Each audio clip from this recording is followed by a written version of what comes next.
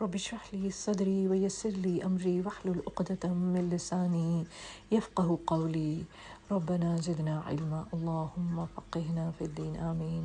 اے میرے رب، میرے لیے میرا سینہ کشادہ فرما دے اور میرا کام آسان کر دے اور میری زبان کی گرہ کو کھول دے تاکہ لوگ میری بات سمجھ سکیں، آمین یا رب العالمین۔ جیسا کہ ہم سب جانتے ہیں کہ اللہ سبحانہ تعالیٰ نے ہمیں جو ارشادات دیے ہیں، جو احکامات دیے ہیں، وہ قرآن کریم میں ہمارے لیے شریعہ کے طور پر اللہ سبحانہ تعالیٰ نے نازل فرمائے ہیں، اور اس کی بہترین مثال کہ جس شخصیت نے اس کو کر کے دکھایا ان احکامات کو، وہ نبی کریم صلی اللہ علیہ وآلہ وسلم ہے۔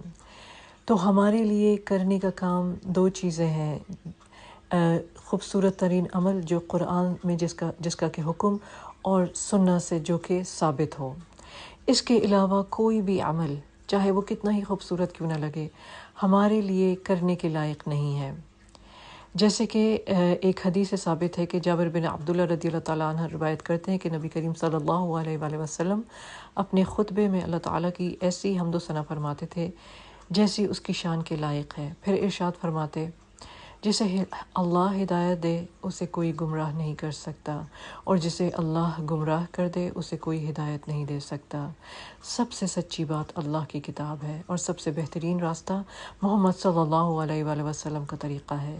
دین کے سب سے برے امور وہ ہیں جو بعد میں ایجاد کیے گئے ہوں، کیونکہ ہر نئی ایجاد بدعت ہے، اور ہر بدعت گمراہی ہے، اور ہر گمراہی جہنم میں لے جانے والی ہے۔ تو پیاری بہنوں، ہمیں سمجھنا کیا ہے؟ ہمیں سمجھنا یہ ہے کہ جو حکم اللہ سبحانہ تعالیٰ نے دیے قرآن کریم میں، ہمیں ان کے اوپر عمل کرنا ہے۔ وہ نیکی ہے، وہ عمل صالح ہے، اور اس کو کرنا کیسے ہے؟ ان احکامات کو نبی کریم صلی اللہ علیہ وآلہ وسلم کا اسوہ ہمارے ارد گرد، ہمارے پاس سیرہ میں موجود ہے، رائٹ، احادیث موجود ہیں، نبی کریم صلی اللہ علیہ وآلہ وسلم کی سنت موجود ہے۔ تو ہمیں وہ اعمال کرنے ہیں جو کہ قرآن میں، جن کا کہ اللہ سبحانہ تعالیٰ نے ہمیں حکم دیا اور نبی کریم صلی اللہ علیہ وآلہ وسلم کی سنت سے ثابت ہے۔ اس کے علاوہ کوئی بھی عمل، چاہے وہ کتنا ہی خوبصورت کیوں نہ لگے، کتنا ہی پیارا کیوں نہ لگے، مگر وہ کیا ہے؟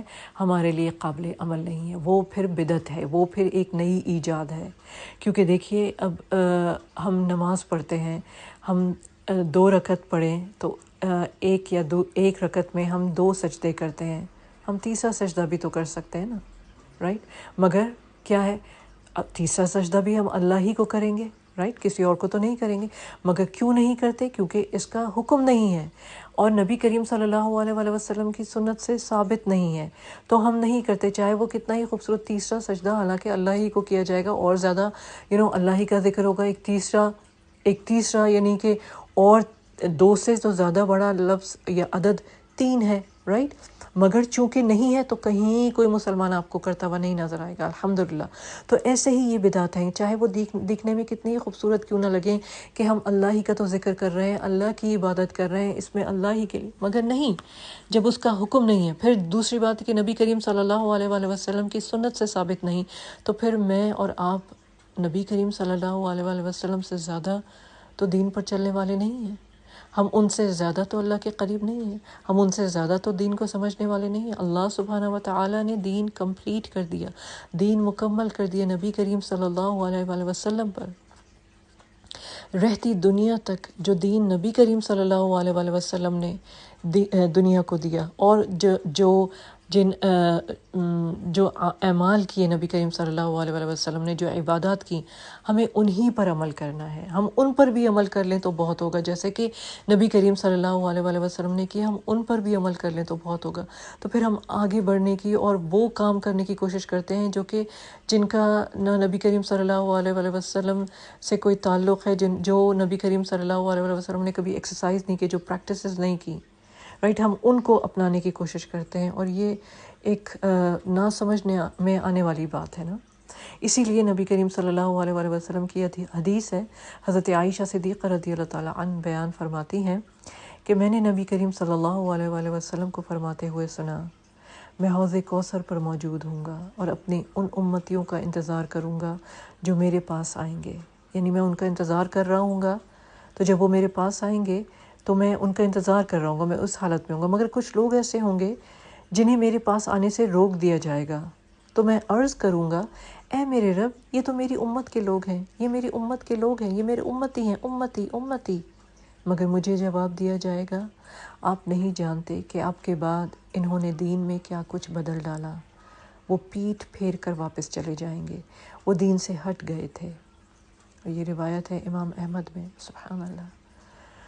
اب آپ یہ سوچئے کہ یعنی یہ لوگ کہاں نبی کریم صلی اللہ علیہ وسلم کے پاس تک پہنچ جائیں گے، مگر اس سے آگے نہیں پہنچ سکیں گے، صرف اس لیے کیونکہ انہوں نے بدعت، یعنی بدع کیا ہے؟ بدیع، اللہ سبحانہ تعالیٰ کا نام بھی ہے نا بدیع السماوات، جس نے اوریجنیٹ کیا، یعنی کہ کچھ نہ ہونے سے اوریجنیٹ کرنا، یعنی کہ کچھ نہیں تھا اس سے بنانا، کوئی بلو پرنٹ نہ ہو، کوئی پہلے سے کوئی چیز موجود نہ ہو، کوئی مرکب نہ ہو، کوئی ایسی چیز نہ ہو، اور نئے سرے سے بالکل زیرو پوائنٹ سے بنانا، تو یہ اللہ سبحانہ وتعالیٰ بدیع ہے۔ اس طرح سے وہ لوگ جو کہ دین میں نئی باتیں کرتے ہیں، نئی چیزیں کرتے ہیں، تو جس کا کوئی تعلق نہیں ہے اس کو اوریجنیٹ ہی کرتے ہیں نا، تو پھر یہ ان کے لیے کتنی بڑی، یعنی اگر ہم یہ دیکھیں کہ کتنی بڑی ان کے لیے یہ کیا کہتے ہیں، وارننگ ہے ان کے لیے، انذار ہے یہ ان کے لیے۔ سبحان اللہ۔ اللہ سبحانہ تعالیٰ ہم سب کو اس سے دور رکھے، اللہ سبحانہ تعالیٰ ہم سب کو ان لوگوں میں شامل کرے جو نبی کریم صلی اللہ علیہ وسلم کی سنت کو خوشی خوشی لیتے ہیں اور اس پر کاربند ہوتے ہیں اور اس پر منوعاً عمل فرماتے ہیں، پھر چاہے وہ کوئی بھی چیز ہو، 11ویں ہو یا کوئی بھی راتیں ہیں جاگنے والی، اور ان کو کہا جائے کہ یہ والی رات ہے، قبرستان میں جانے والی رات ہے، فلانی آج نیاز کا کھانا، یہ سب چیزیں بدعت ہیں۔ ہمیں ان سب سے دور رہنا ہے، جتنا دور رہ سکیں ہمیں ان پہ عمل کرنا ہے جو نبی کریم صلی اللہ علیہ وسلم کی سنت ہے، جس کا حکم اللہ سبحانہ تعالیٰ نے دیا، نبی صلی اللہ علیہ وسلم نے ان کے اوپر عمل پیرا ہوئے ان کی زندگی میں، رائٹ؟ پھر چاہے وہ قل ہوں، پھر وہ چاہے قرآن خوانیاں ہوں۔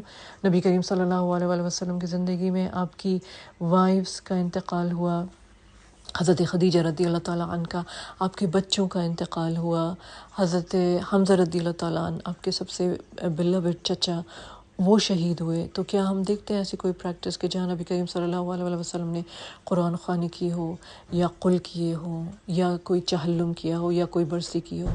تو پیاری بہنوں، اس بات کا بہت خیال رکھیے، اور ان چیزوں سے، ان بدعات سے شیطان بہت ہمیں انٹیمیٹ کرتا ہے، بہت زیادہ ہمیں جو ہے وہ خوشنما بنا کے دکھاتا ہے، رائٹ؟ مگر ہمیں ان چیزوں سے دور رہنا ہے۔ ہماری کوشش یہی ہونی چاہیے کہ ہم بہترین مسلمان بنیں، ان اعمال کو اپنائیں، اس رستے کو، سننا کیا ہے؟ رستہ نا، تو ہم اس رستے کو اپنائیں جو کہ نبی کریم صلی اللہ علیہ وسلم کا رستہ تھا، پورے اخلاص کے ساتھ، انشاءاللہ اللہ سبحانہ تعالیٰ عمل کو، اعمال کو اور نیت کو قبول فرمانے والا ہے۔